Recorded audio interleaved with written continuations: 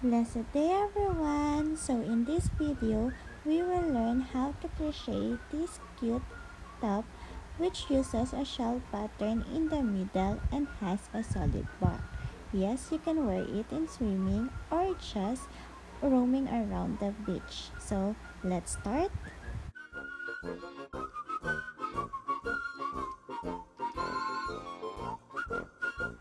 So for this beautiful crochet top, what I've used is this yarn that I bought in some Japan surplus shop.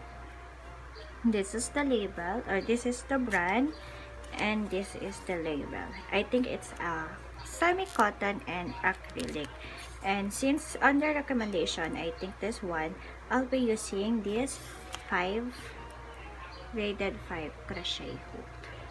Okay, so to create a foundation chain, what you're gonna be doing is create a loop like that, insert your yarn, insert your hook, wrap your yarn around the hook and pull through the loop that you have created. Now you have created the loop or the slip knot. Then to create a foundation chain, yarn over, pull through, yarn over, pull through, yarn over, pull through. Continue doing a foundation chain or yarning over, pull through till you have enough length of your clothes. This point up to this point. Make sure it has sides. So for example, you already have enough chain, foundation chain.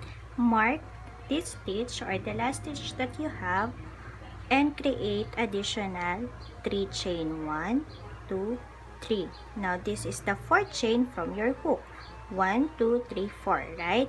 You will be making a double crochet on that stitch, meaning yarn over, insert the hook through that stitch that you have marked, yarn over again, pull through that loop or that stitch, yarn over again and pull through 2 loops, yarn over, pull through 2 loops. Okay, so this row is only a double crochet for every stitch. So continue making that till you've reached here. I'll see you back then. So when you finish the end, we will be proceeding on the next row in which we will be doing this pattern. Okay, since it is in the middle of your project, what you're gonna do is mark the middle stitch by folding your work in half like this one, and on that middle stitch, okay, place a stitch marker. There you go. Okay, because that's the important stitch that we will be doing, where we will do this pattern. To begin the 3rd row, chain 2, 1, 2, or 2nd or 3rd row. Okay, prepare for a double crochet. Do not make a double crochet on this stitch, rather do a double crochet on the next stitch. Okay, and continue doing a double crochet till you've reached this stitch. This stitch, two stitch before the mark that you have created.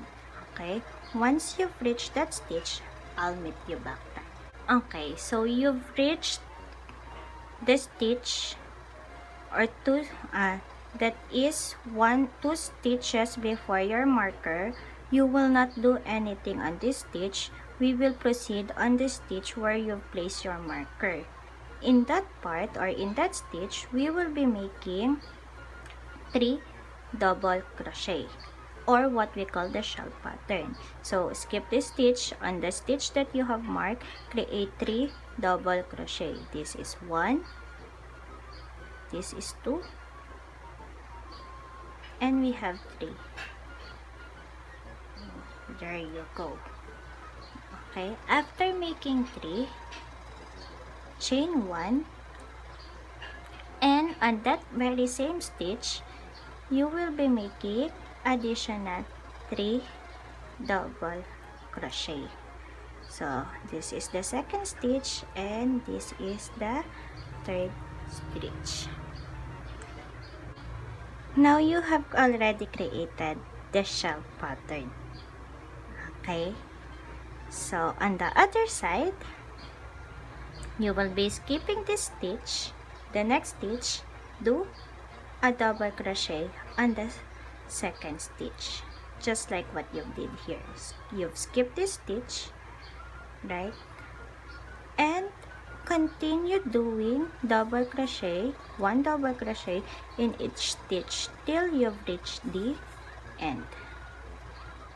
Now that you've reached the end, okay, we will be making the third row, in which we will continue doing what we did on this second row. Okay, so you've already reached this stitch. Now the question is, will you be doing a double crochet on that stitch? Yes, do not skip this stitch, because if you will be counting the number of double crochet that you have created here, it must be equal on the number of the double crochet that you will be creating here. So this is still counted. Okay, and do not do anything on these three double crochet stitch that you have created for this stitch. Rather, on the chain one that you have created, since you've opened up a space on this area, that's where you will be doing 3 double crochet. So 1,